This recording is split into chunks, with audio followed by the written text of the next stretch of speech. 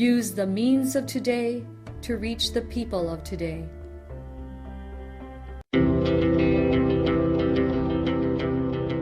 The Church Speaks, an episode where the Holy Father, the Pope, and the bishops of the Philippines speaks about their apostolic letters and exhortations to all Catholic Christians.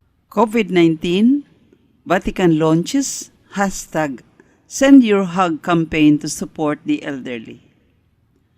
Pope Francis on Sunday invited young people around the world to perform gestures of tenderness towards the elderly, as many are forced into isolation to observe COVID-19 health guidelines. The pandemic has hit the elderly particularly hard, and it has disconnected the already weak links between generations, reads the statement. However, respecting social distancing rules does not mean accepting a destiny of loneliness and abandonment. Young people, he said, have been doing this to help alleviate the loneliness being felt by many people who are obliged by the pandemic to stay at home or remain confined in residential care with faculties. Since health regulations remain in place in many areas to protect the elderly, the Dicastery of Family Life urges young Catholics to send a hug to the elder people of their parish or neighborhood who may be experiencing loneliness. They can do so by phone, video call, or by sending an image, wherever possible or whenever the health emergency will allow it. We invite young people to make the embrace even more concrete by visiting elderly in person. We shall return the Church Speaks next Sunday. Oratio Imperata. God our Father, we come to you in our need to ask your protection against the COVID-19 that has claimed lives and has affected many. We pray for your grace for the people tasked with studying the nature and cause of this virus and its disease, and of stemming the tide of its transmission.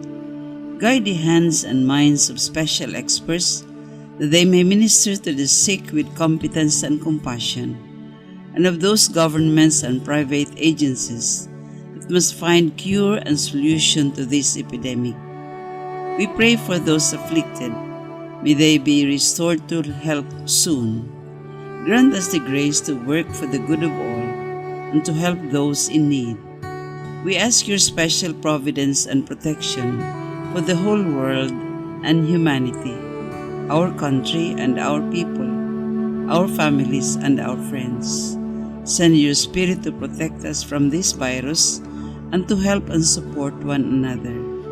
And may Mary, our Blessed Mother, place us over her mantle and protection. Grant this through our Lord Jesus Christ, your Son, who lives and reigns with you in the unity of the Holy Spirit, God forever and ever. Amen. Mary, help of all Christians, pray for us. Saint Raphael the Archangel, pray for us. Saint Roch, pray for us. Saint Lorenzo Ruiz, pray for us. Saint Pedro Calungsod, pray for us.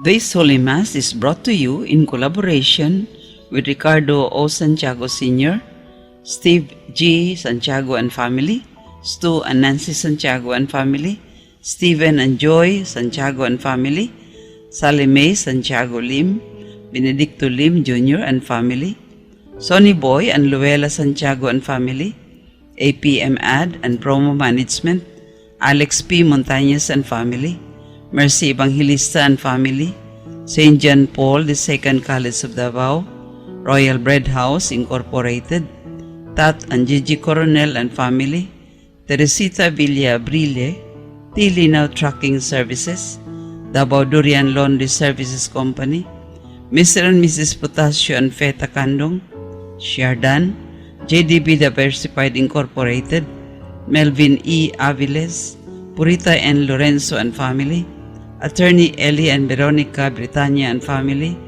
Jesus Enrique D. Bretanya and family, Waylands Food House, PSST Botijang Shop, Brother Henry and Lolita Evangelista and family, Mr. and Mrs. Lucas B. Datoy and family, Jess and Amelia Dizon, Gus and Sophie, Adolfo and Malou Ato, Amparo Casas and family, MR Human and Environmental College and family, Vivian Kam, Fel Yamido and family, Carwell Construction Incorporated, Ben and Terry Malunis and family, Nietos Printing Press.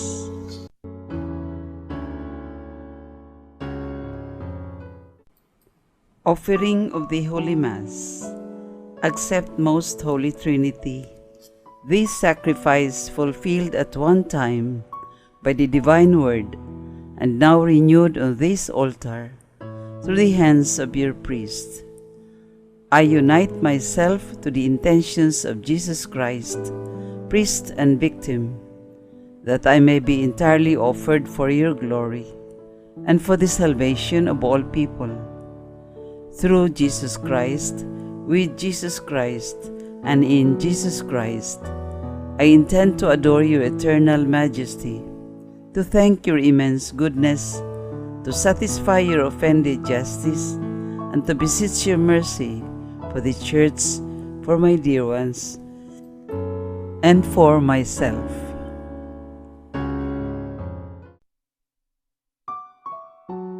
We pray for the intentions of our regular sponsors, choir members, donors, offerers, and volunteers of this Holy Mass, especially the sponsoring group, Punong Barangay o Barangay 36D, Anita Bonjoc, Armand and Mary Ann Acosta, Sol and Dion Develos. Thanksgiving intentions. Nida Tobalip, Dr. Carlos Tan and family, Anonymous, Vita Rivera Bookkeeping Services, Elsa Garcia and family, Emilio Jr. and Malou Yap and family. Good health, Lita Montalban. Birthday intentions, Abelina Alvarez, Lourdes Balingit, Lita Dormal, Julita Filipinas, and Linda Torejos. Special intentions, Janet and Arnel, Arias Batong, Father Richie J. Gamaya, ordination anniversary. Recovery and healing of Emil Season, Linda Torejos, Lourdes Dulatre, Christine Mabilin, Leo and Regina. For the eternal repose of Fathers Fernando Suarez, Rodolfo, Bernardo, Milagros, Luciana, Jermin, Elpidio, Adelaida, Erlinda, Claudio, Thelma, Marutas, Julio, Minandro Sr., Anastasio, Filipa, Eduardo, Ernesto Sr., Manuel, Renerio Sr., Conrada, D and Cam deceased members, death anniversary of Arnold de Luau and Ana Maria de Luau, all who died of COVID-19, all the souls in purgatory, all benefactors, sponsors, and cooperators of the Paulines Media Mission. Prayer for the sick. Lord and Father, God without end and almighty, through your grace you gave us strength and help in our weakness. In your mercy, touch your sick people, deliver them from their sicknesses, and restore their good health, so that assured of your goodness and love, they will praise and thank you in your holy name, through Christ our Lord. Amen. Dear brothers and sisters, today is John Vianney's Sunday, or Parish Priest Sunday. That means a day devoted to honor all parish priests, but in a special manner, our own parish priests. Our parish priests are to our parishes what fathers and mothers are to their respective families. They take care of the needs of their parishioners, but especially of their spiritual welfare, protect them from dangers, and do their best to ensure that they progress in holiness, so as to go to heaven when they pass away. Today's first reading and the gospel passage are especially suited to portray for us what all parish priests and their assistants do to their flock. Like divine wisdom and Jesus, they invite all those entrusted to their care to participate in the banquet of God's Word and divine grace, especially in the celebration of the Holy Eucharist. The presider of the Holy Mass is Father Greg Damndamon, OSB. The choir during this Mass is the Legion of Mary Radio and TV Choir, Davao. Let us joyfully celebrate the banquet of love. Please stand as we start the Holy Mass.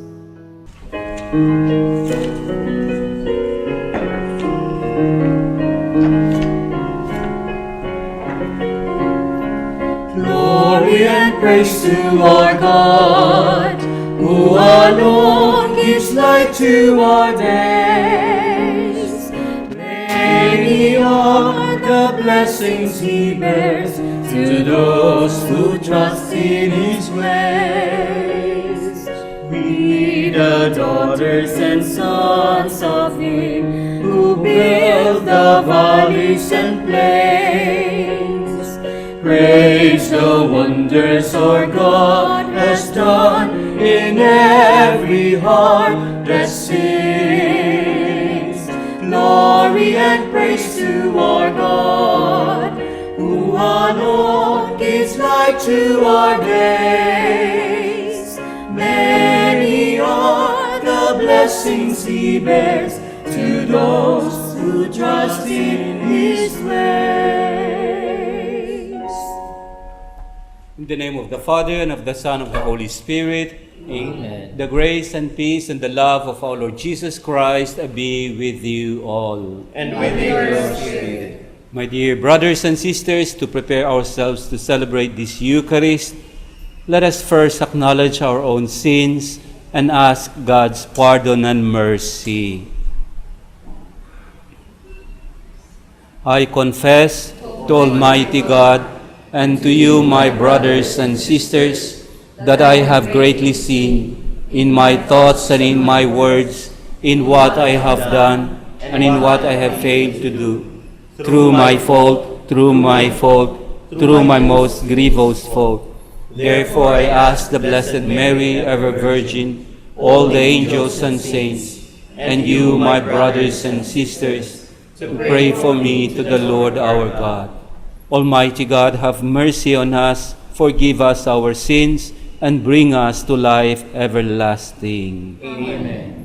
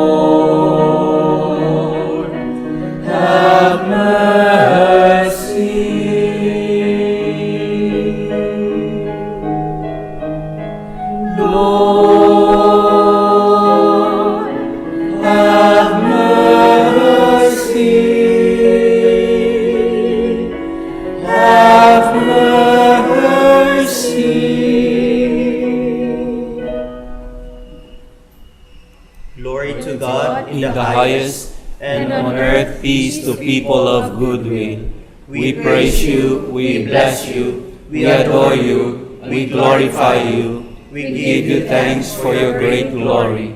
Lord God, heavenly King, O God, Almighty Father, Lord Jesus Christ, only begotten Son, Lord God, Lamb of God, Son of the Father, you take away the sins of the world, have mercy on us. You take away the sins of the world, receive our prayer. You are seated at the right hand of the Father, have mercy on us. For you alone are the Holy One, you alone are the Lord, you alone are the Most High, Jesus Christ, with the Holy Spirit, in the glory of God the Father. Amen. Let us pray. Draw near to your servants, O Lord, and answer their prayers with unceasing kindness, that for those who glory in you as their Creator and Guide, you restore what you have created, and keep safe what you have restored. Through our Lord Jesus Christ, your Son, who lives and reigns with you in the unity of the Holy Spirit, one God, forever and ever. Amen. Addressing the exiles in Babylon, the Lord reminds His people that only He can quench their thirst and hunger for peace and guidance. This same reminder or invitation is addressed also to us today. The first reading. A reading from the book of the prophet Isaiah. Thus says the Lord, all you who are thirsty, come to the water. You who have no money, come, receive grain. Come without paying and without cost. Drink wine and milk. Why spend your money for what is not bread, your wages for what fails to satisfy? Heed me, and you shall eat well. You shall delight in rich fare. Come to me heedfully. Listen, that you may have life. I will renew with you the everlasting covenant, the benefit assured to David. The word of the Lord. Thanks be to God.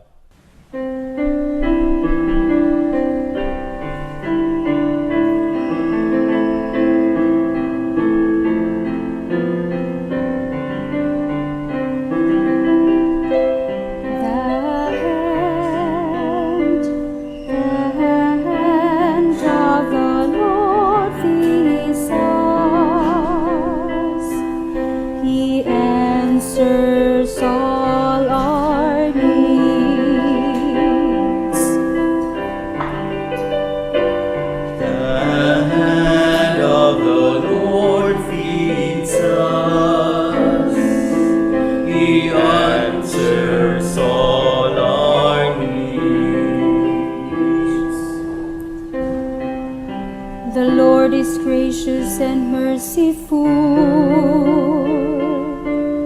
slow to anger and of great kindness. The Lord is good to all and compassionate toward all His works.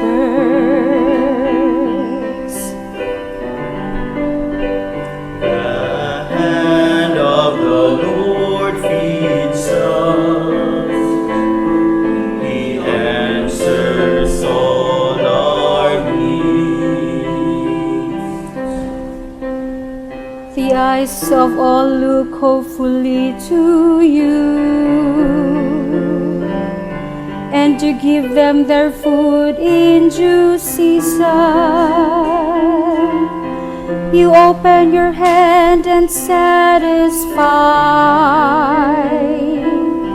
the desire of every living thing. The hand of the Lord feeds us. He answers all our needs.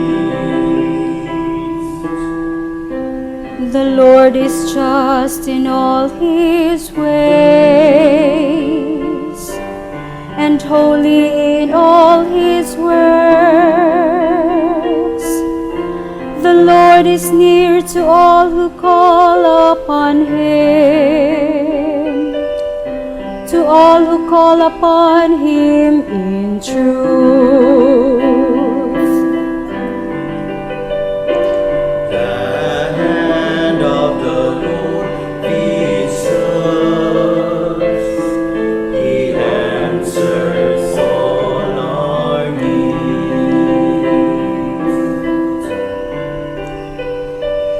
The hand of the Lord feeds us. He answers all our needs.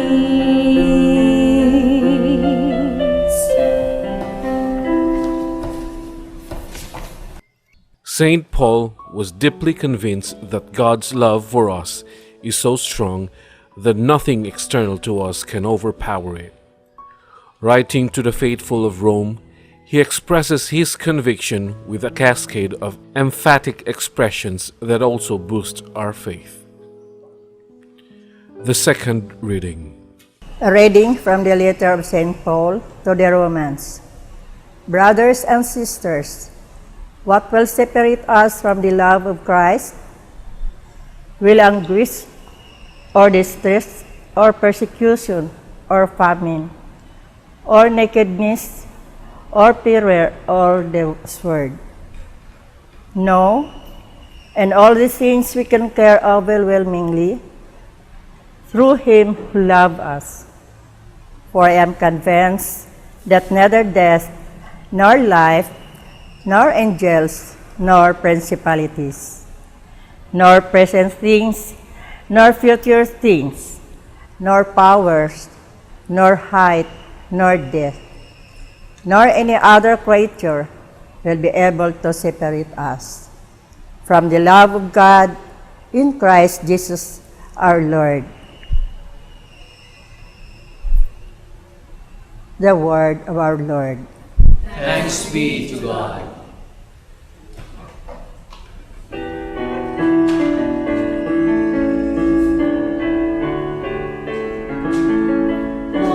Alleluia, alleluia, alleluia, alleluia,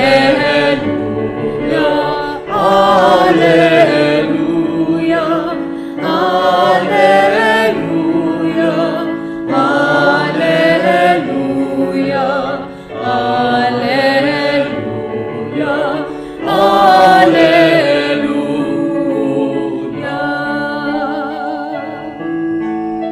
One does not live on bread alone, but on every word that comes forth from the mouth of God.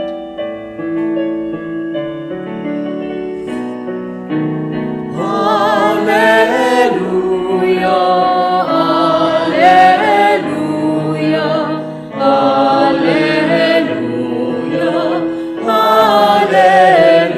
alleluia, alleluia,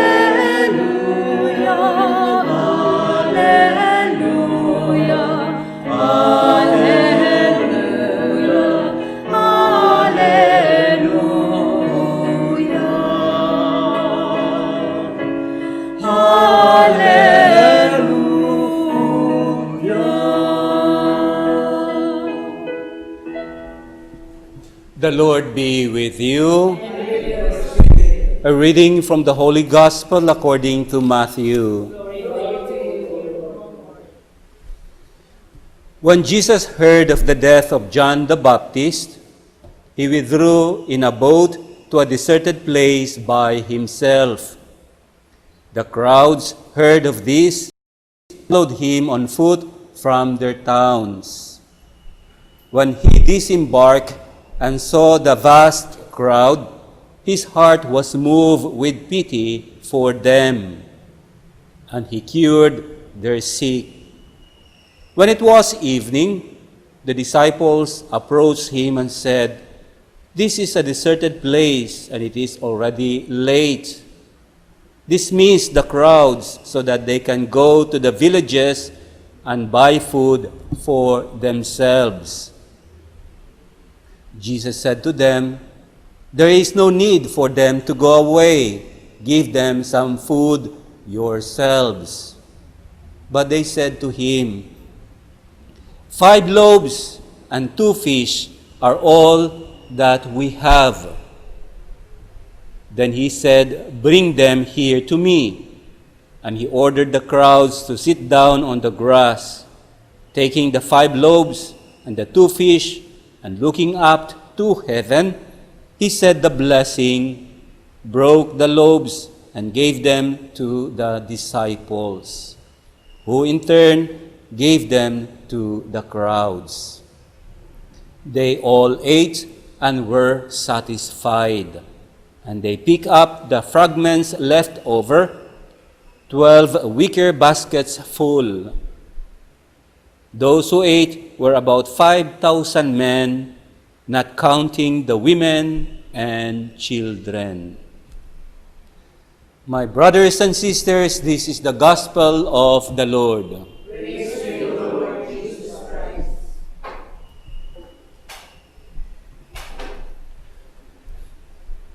Whenever I am obliged to preach, I used to consider myself as one among the congregation or the assembly listening to the Word of God, to the gospel. And then also, of course, listening to the preaching, so that by the grace and mercy of God, I myself will also be encouraged, strengthened, challenged, and even inspired by the preaching, hoping that in this way I could also practice what I could hear. So I do not exempt myself as somebody who is over and above all the good news of salvation. I also belong to you in one way or another.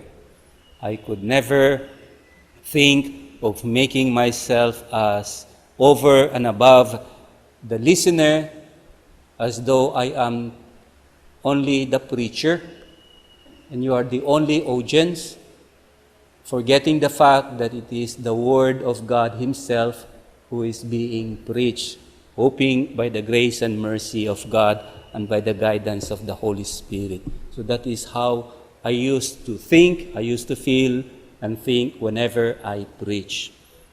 So what I preach also today, I also listen among with you, not over you, but also humbling myself, hoping that I will also experience the joy of God's mercy and love in this way. Now, it is very interesting what we have heard today in our gospel. The people were following Christ probably still early in the morning. And then comes the midday, the lunchtime, and evening. And the disciples, the apostles of Jesus, realized that perhaps most of these people do not have food anymore, or they did not bring with them their own baon because they were in a hurry to follow Christ as much as possible, overtaking Him before He arrived in His destination. So, ilang gibuhat, nagdali-dali sila para makaapas, maabtan nila si Kristo siyang adtuan. So, wala sila posibleng dalang pagkaon.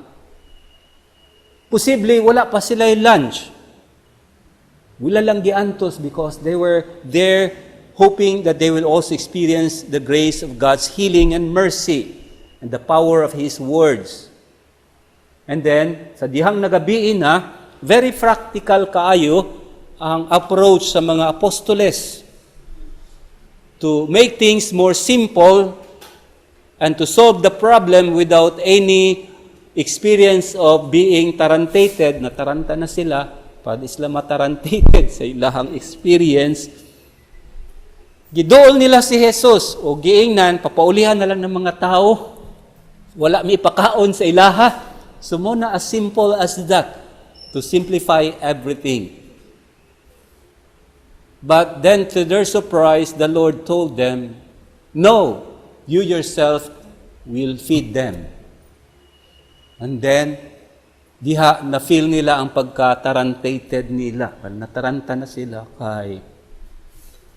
Imagine we have only 5 loaves and 2 fish with these 5,000 men, not including the women and the children. So more or less, let us say, around 7 to 10,000 ang tao. Saan mo pagpakaon? In another scenario dito sa multiplication of loaves and fish, niingon pa gyud sila nga bisag usa ka tuig nga sweldo dili igo para ipakaon nining tawhana, mga kadaghan nining tawhana matud pa nila. So nataranta na sila sa pag-ingon ni Kristo nga kamo mismo ang magpakaon sa ilaha, dili nato sila papaulion. So karon sa unsang pamaagi man nato ni siya ma-relate sa ato ang situation karon. Ma-relate nato sa atong situation karon, for example, sa amo ang kabahin na may retreat house, mga madre na mga retreat houses. With the advent of COVID, lockdown, ECQ, GCQ, ug bisan ganing karon sa MCQ, kay negative ang income sa among mga retreat houses. Walay income kay dili naman pwede maabrihan ang retreat house. Yun namin mga staff, namin mga workers nga nagtrabaho dinha. Wala na yung ikasweldo. Na ay bayaran ng tubig, kuryente, na ay maintenance, na apoy bayaran ng mga tao silduhan. And so what is happening? To make things more simple, para dili may mahasol, sayon ra pagsulbad sa problema, papaulion na lang sila. Paulion na lang ang mga workers. Yan ay uban to compromise things para sa mua, pananglitan, sige, dili ta totally makapauli sila ha, kay wala na sila sweldo, anay makaon. Di pud ta ka sweldo sila tarong, kay watay pang sweldo, kuan na lang, 3 times a week na lang ilahang trabaho, 3 days na lang in a week instead of 6 days, for example. And that is what we have done, and in fact, that is also what is being done in majority of the churches today. Mauna siya ang nahitabo. Uban ganing mga companies, ubang ganing mga grupo o simbahan gani, pangtanggal na lang po ang ubang mga trabahante. Papauli na lang. Susama sa sugyot sa mga apostoles, papaulion na lang sila, watay pakaon sila, watay kasweldo. However, in our gospel today, the Lord said, no, di nato sila papaulion. Luoy kaayo sila, gutumon sila on the way, basi mag-collapse pa na sila on the way, kawala sila'y kaon. Kamu mismo ang magpakaon kanila. What is beautiful with this kind of experience today, I have for example, two friends ng mga madre, different congregations. Parehas sila na yung mga retreat houses. Walay income, negative ang panudlanan sa retreat house. So, ang madrin nga na-assign sa ka-congregation diri sa Davao, kay nagtanaw siya ang mga trabahante, mga staff niya siyang retreat house. Kaluoy ba nila? Kung ako silang papaulion, unsa na lay kaunon silang pamilya? Unsa na lang ang ilang isupport silang pag-umangkon? Kaluoy ba? O diha-diha nakaingon siya, no, dili na ako sila papaulion. Ako silang tabangan.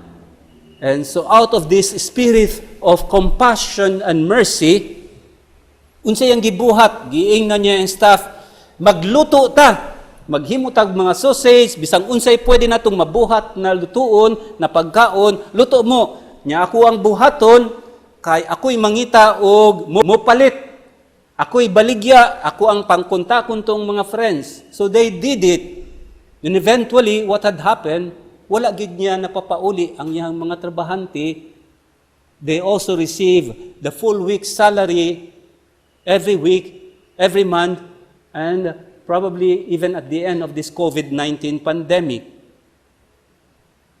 So, indigenous kayo iyang pagkabuhat, nganong nabuhat man to niya, out of compassion and mercy, naluoy siya, nakapangita siya pamaagi, nagka-income sila, ug katong ilang proceed silang income sa pagbaligya og mga pagkaon mao tuy na sweldo siyang mga workers. Nindot kaayo sa katanan. Dito pod na po ko nahibalaan sa Digos nga congregation,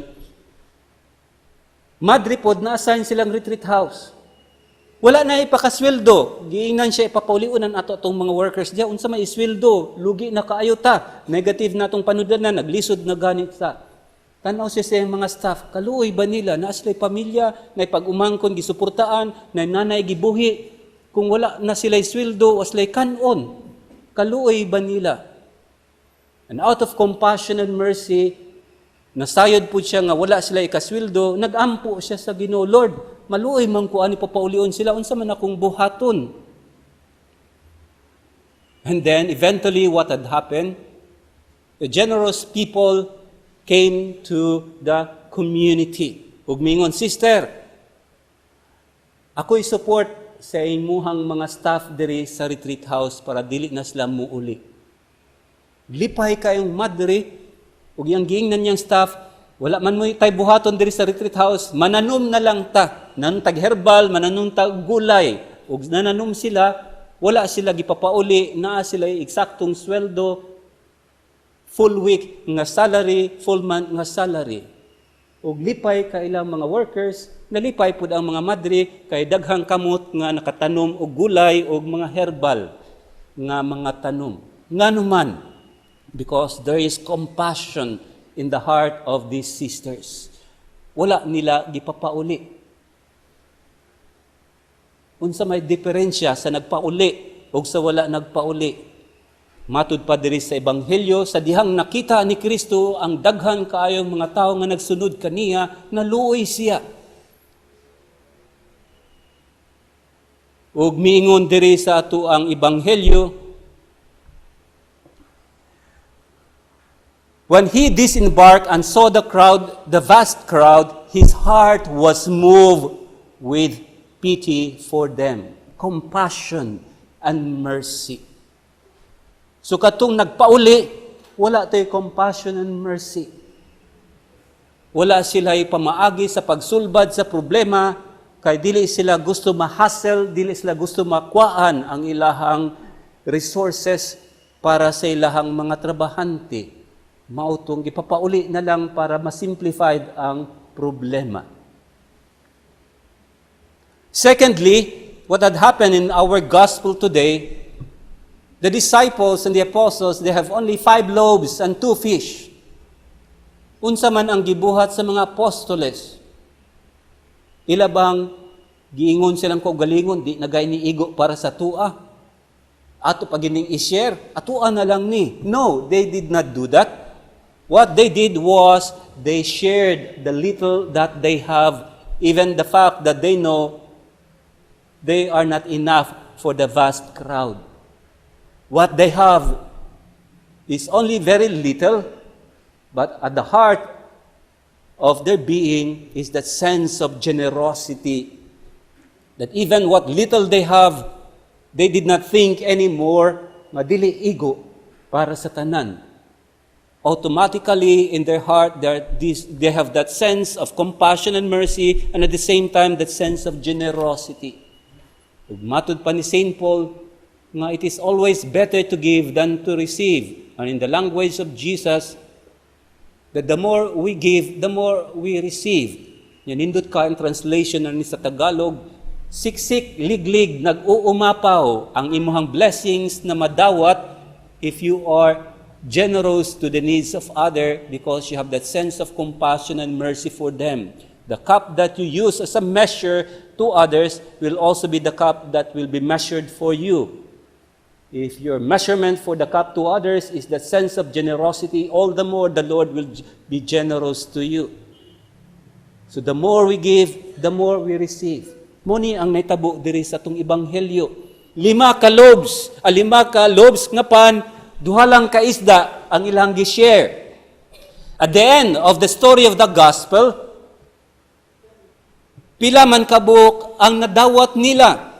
12 kabukhag nga sobra pa sa 5 ka loaves o 2 ka isda. Because the more you give, the more you receive. Nang hatag sila gamay, nakadawat sila mas daghan pagayod. Imagine mo, 5 lang ka loaves, ug 2 lang ka isda. Pero in the end, ang ilahang nadawat in return to their generosity, 12 kabukag. Nga isda ug pan. That is the value of generosity.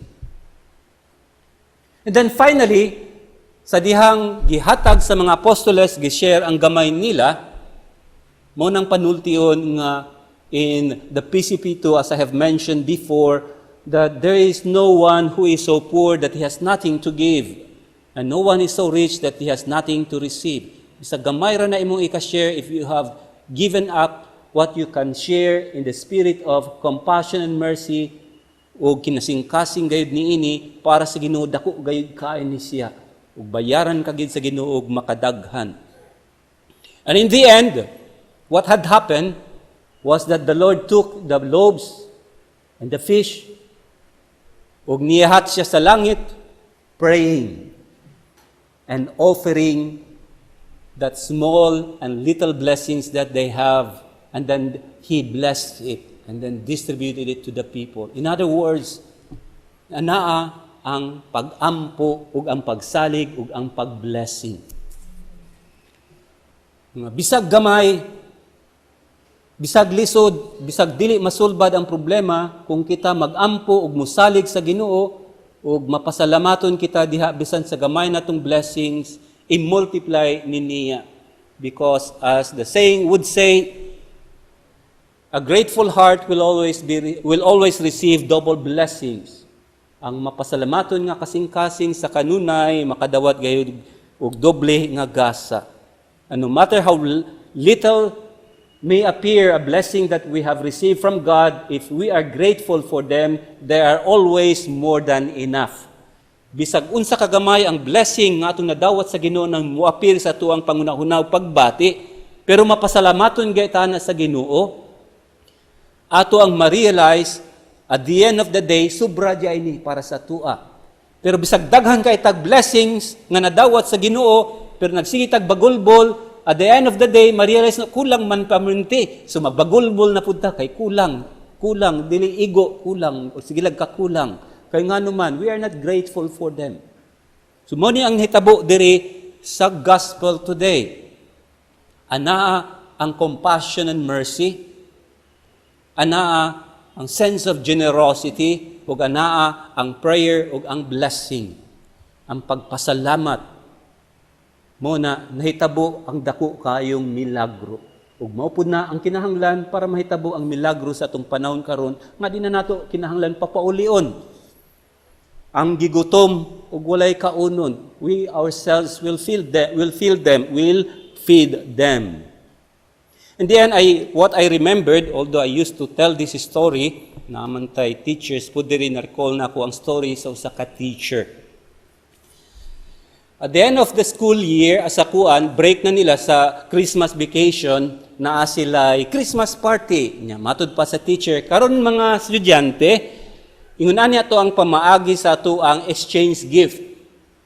What you are going to give to each other as your exchange gift, dili ninyo paliton, kundi buhaton ninyo.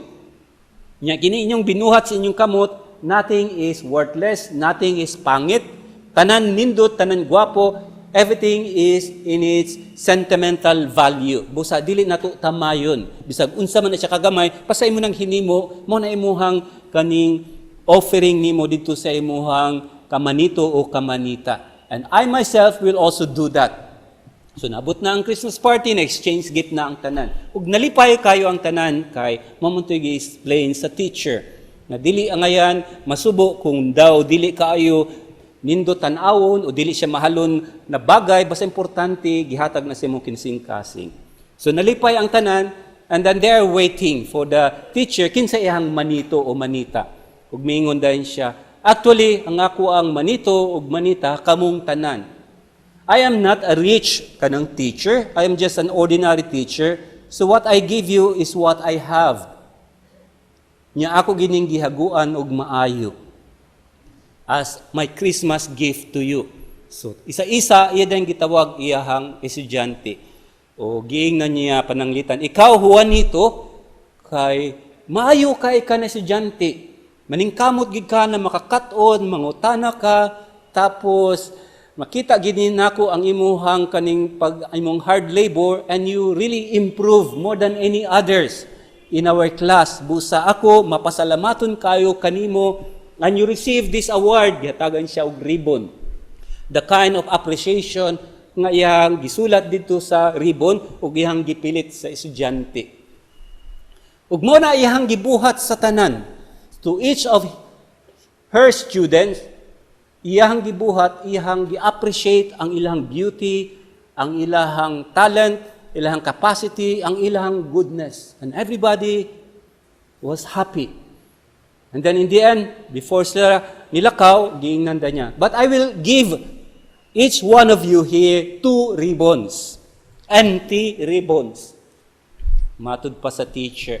Kung unsa ako ang gibuhat sa inyo ha, maupod ninyong buhaton sa uban. Mangita mo sa katao, nga kinahanglan ninyong i-appreciate, kinahanglan ninyong i-recognize, kay gi-idolize ba ninyo, friend ba ninyo, member ba ninyong family, but anybody that you are touched, that you want to really offer your appreciation and gratitude to this person. Ihatag na niyong ribbon sa iya ha, sulatan niyo sa inyong appreciation o ipadikit na sa ilaha sa nina as your kaning sense of gratitude and thanksgiving, kay gihimo nimo silang kaning idol ba din ha o kinahanglan niyo i-appreciate. And then after ninyo hatagan sa ilang ribbon, then you also give them a ribbon. And this ribbon na ilang madawat nga empty, maupod ilahang buhaton to anybody that they wish to appreciate, nga nakalimtan na ba nila o basangkin sa ilang gustong hatagan na ilang kinahanglan na pasalamatan po.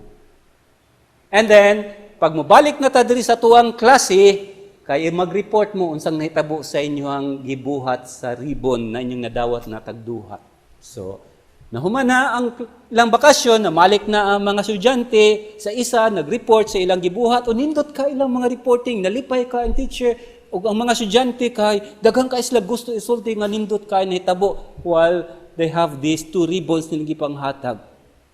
Then one student, tindog siya, mingon siya, na ako'y gi-appreciate kayo nga kini siya manager sa usa ka kumpanya nga ako gid kayong gi-idolize kay silingan namo. Nakita nako ang growth of development sa ilang success as a family.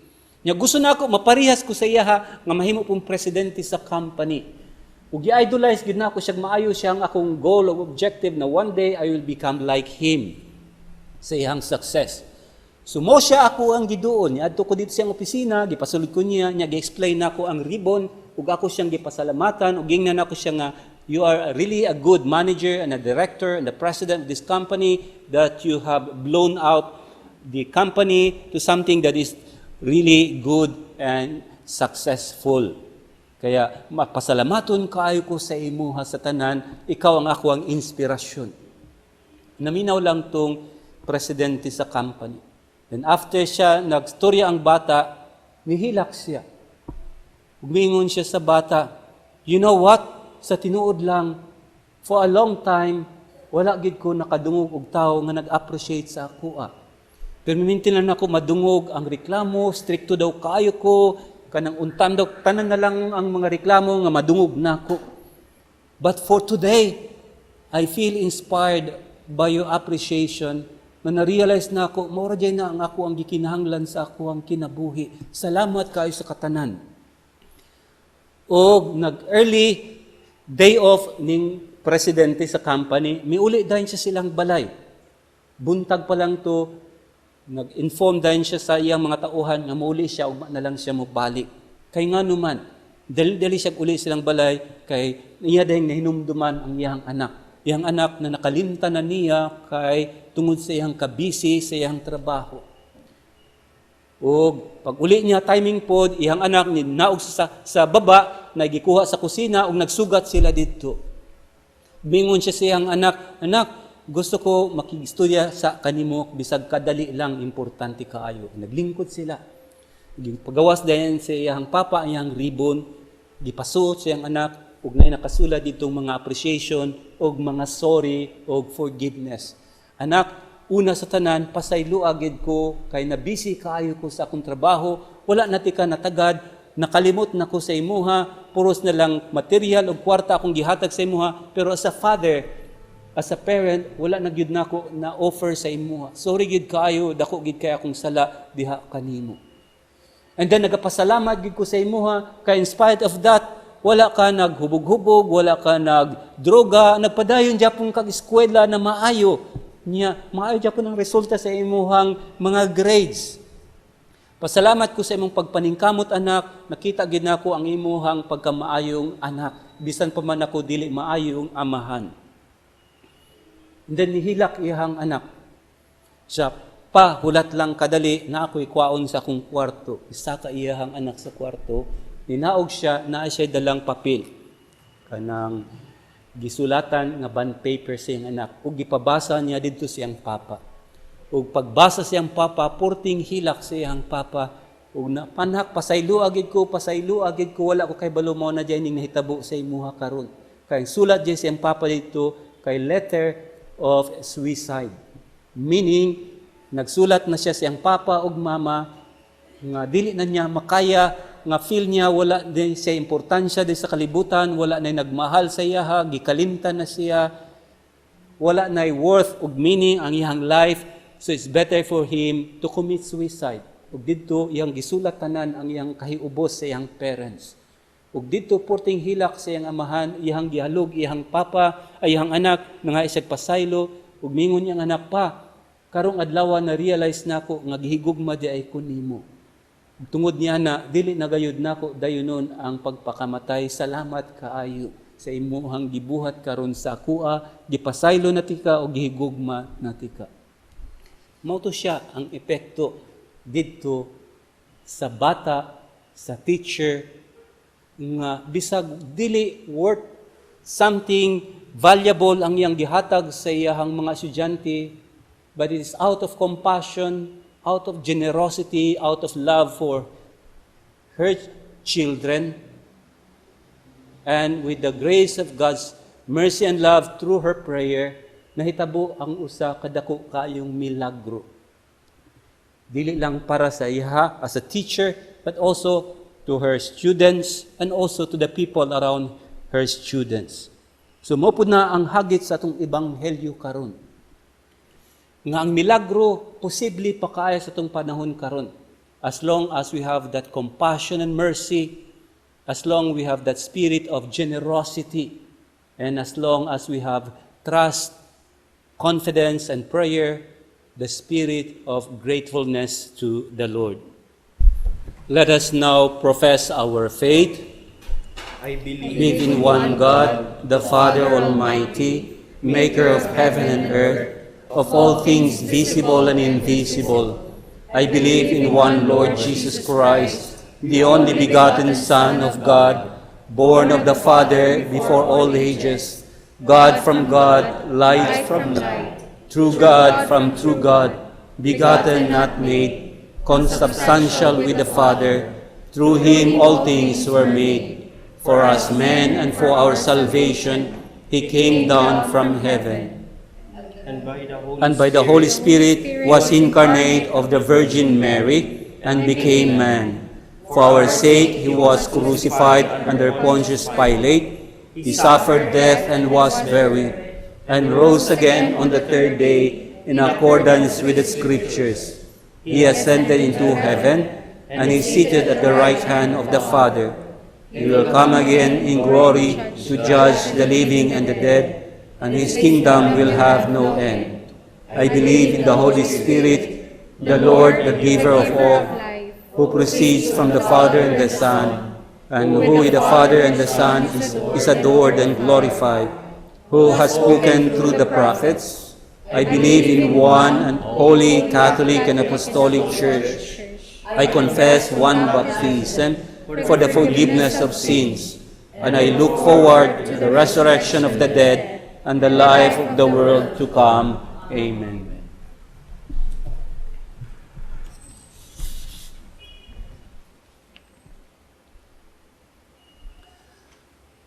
Prayers of the faithful. Today we have reflected on the tender-heartedness of the Lord Jesus toward those who were in need of healing and of material food. Encouraged by His loving care, let us present to the Father our humble petitions for all those who are most in need of His help. Let our response, Lord, have mercy on your people. Lord, have mercy on your people.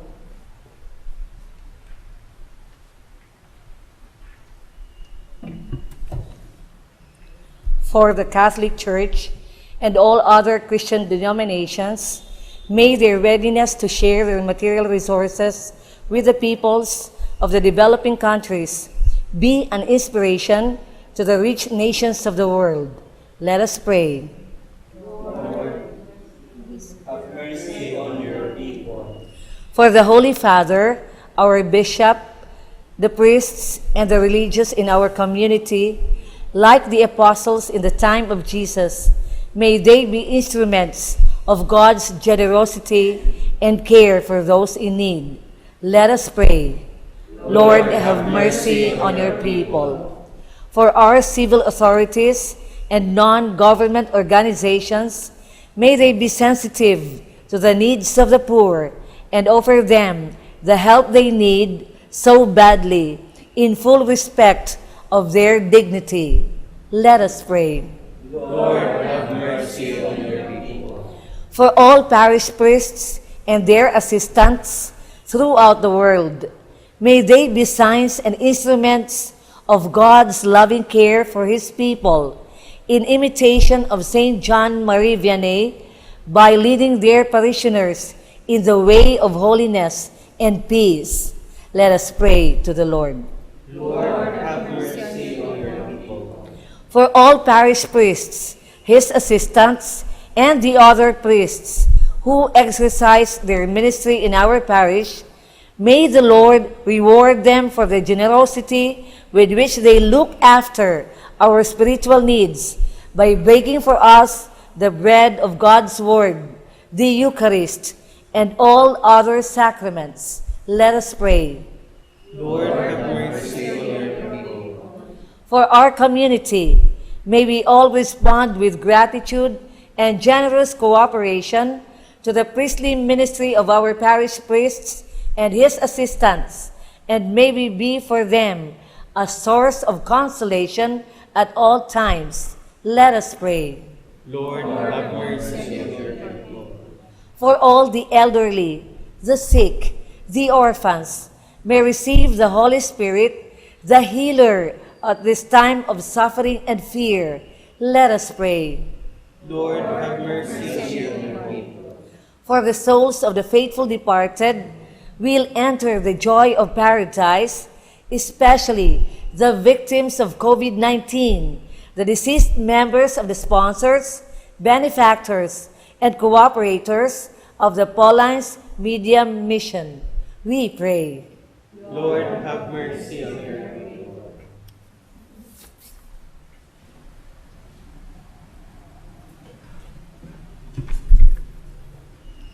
God our Father, we thank you for all the blessings you have granted us. Continue to nourish us with the bread of life, your Son Jesus Christ, who lives and reigns with you and the Holy Spirit, one God, forever and ever. Amen.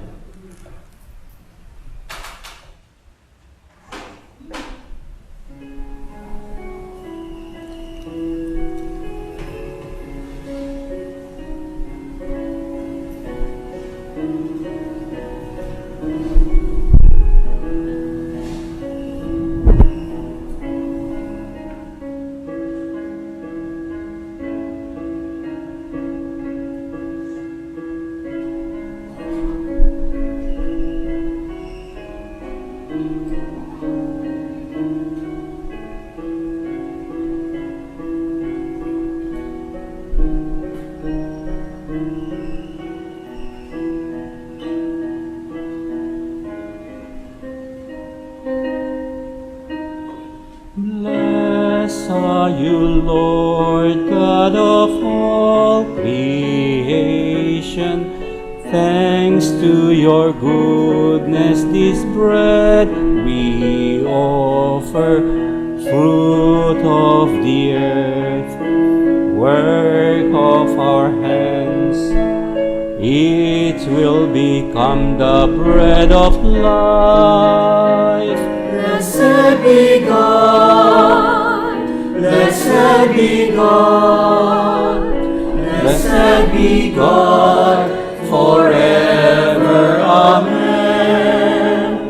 Blessed be God, blessed be God, blessed be God forever. Amen.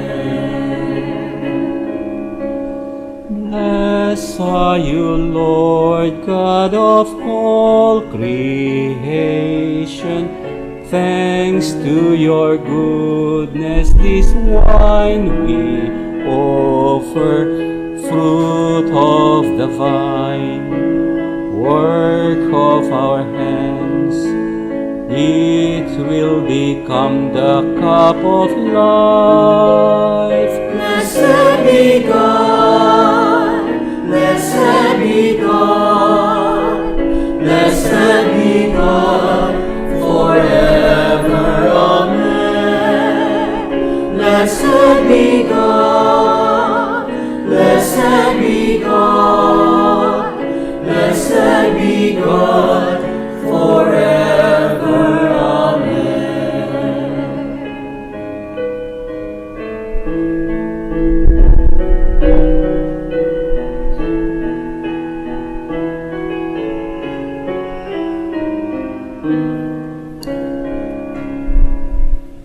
Pray, my dear brothers and sisters, that our sacrifice is acceptable to God, the Father Almighty. May the Lord accept the sacrifice of your hands for the praise and glory of his name, for our good and the good of all his holy church.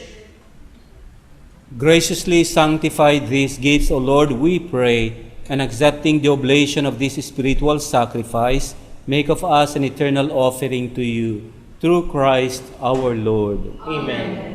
The Lord be with you. And with your spirit. Lift up your hearts. Lift them up to the Lord. Let us give thanks to the Lord our God. It is right and just.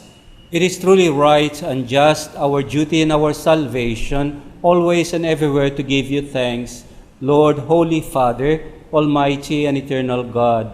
For we know it belongs to your boundless glory that you came to the aid of mortal beings with your divinity, and even fashioned for us a remedy out of mortality itself, that the cause of our downfall becomes the means of our salvation through Christ our Lord. Through him, the host of angels adores your majesty and rejoices in your presence forever. Our voices, we pray, join with theirs in one chorus of exultant praise as we acclaim.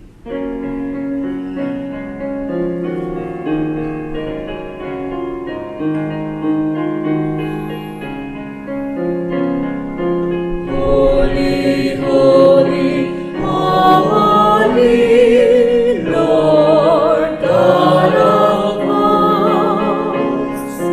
Heaven and earth are full of your glory, full of your glory.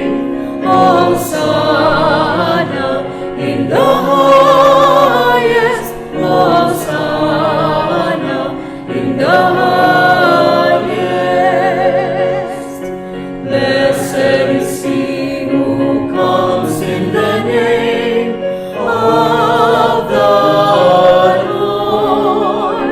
Hosanna in the highest, Hosanna in the highest, Hosanna in the highest, Hosanna in the highest.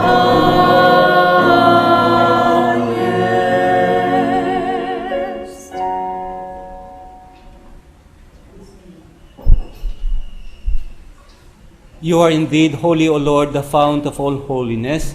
Make holy, therefore, these gifts, we pray, by sending down your Spirit upon them, like the dewfold, so that they become for us the body and blood of our Lord Jesus Christ.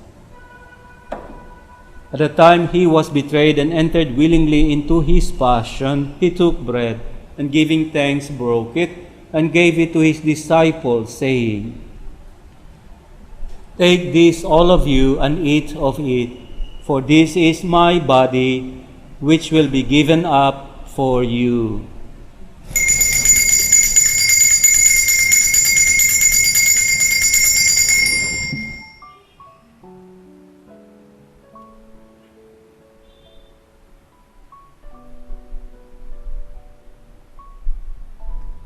In a similar way, when supper was ended, he took the chalice, again giving you thanks, and gave the chalice to his disciples, saying, "Take this, all of you, and drink from it, for this is the chalice of my blood, the blood of the new and eternal covenant, which will be poured out for you and for many, for the forgiveness of sins. Do this in memory of me."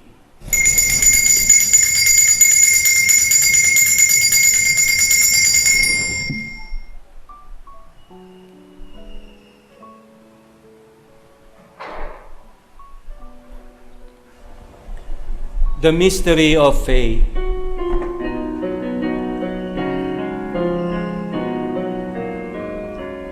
When we eat this bread and drink this cup, we proclaim your death, O Lord, until you come again, until you come again. We proclaim your death, O Lord.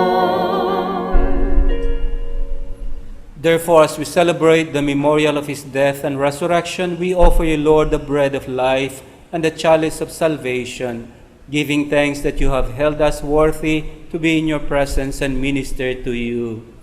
Humbly we pray that, for partaking of the body and blood of Christ, we are gathered into one by the Holy Spirit.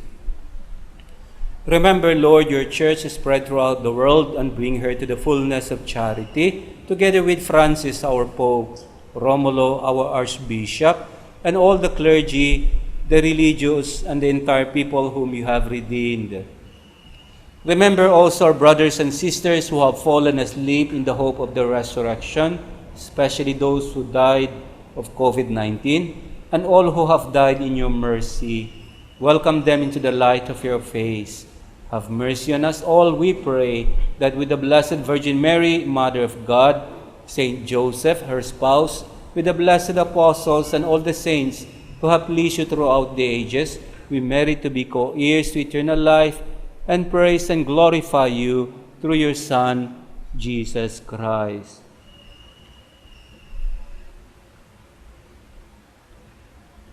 Through him, with him, and in him, in the unity of the Holy Spirit, all glory and honor is yours, Almighty Father, forever and ever.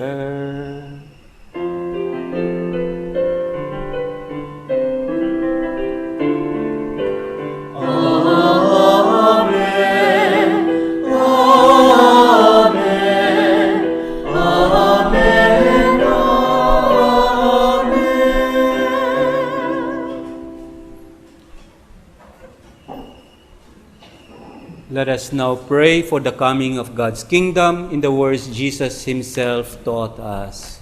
Our Father, who art in heaven, hallowed be thy name. Thy kingdom come, thy will be done on earth as it is in heaven.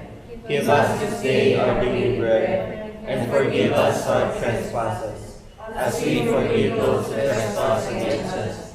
And lead us not into temptation, but deliver us from evil.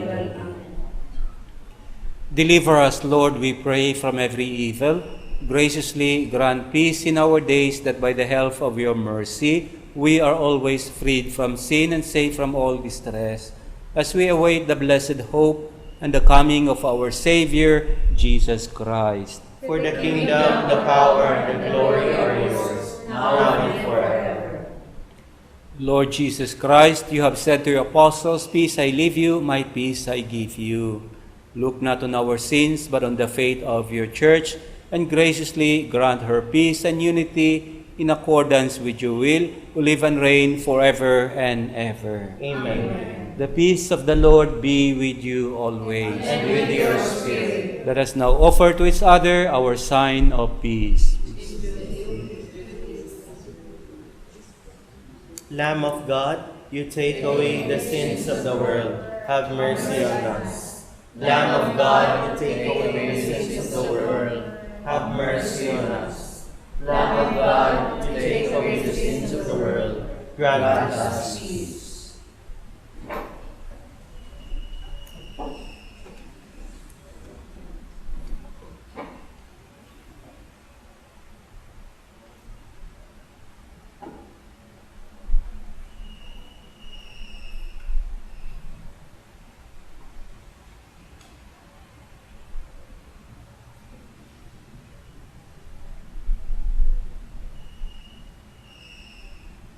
Behold, this is Jesus, the Lamb of God who takes away the sins of the world.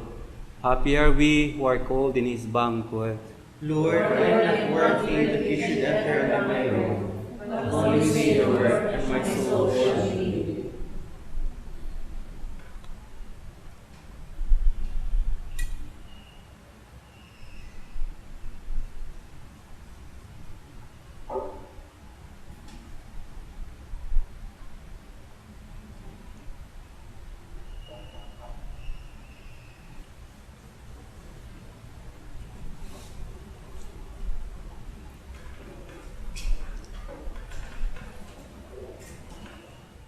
For those who cannot receive Holy Communion, we pray the spiritual communion. Jesus, Master, you assure me, I am the life. Whoever eats my flesh and drinks my blood will have eternal life. In baptism and in the sacrament of reconciliation, you have communicated to me this life of yours. Now you nourish it by making yourself my food. Take my heart, detach it from the vain things of the world. With all my heart, I love you above all things, because you are infinite good and eternal happiness. Amen. Accompany with constant protection, O Lord, those you renew with these heavenly gifts, that in your never-failing care for them, make them worthy of eternal redemption. Through Christ our Lord. Amen. Leadership is a call to serve God and others. This book unpacks the lives of the saints and some of the latest research in organizational science to help prepare those who are called to serve God and others as leaders. Lead Like the Saints is available at Pauline's Media Center, Bolton Street, Davao City. It's only at $175 a copy. Thank you and have a nice day. The Lord be with you. And with your spirit. And the Almighty God bless you all, the Father and the Son and the Holy Spirit. Amen. Our Mass has been offered. Let us go in the love and peace of Christ. Thanks be to God.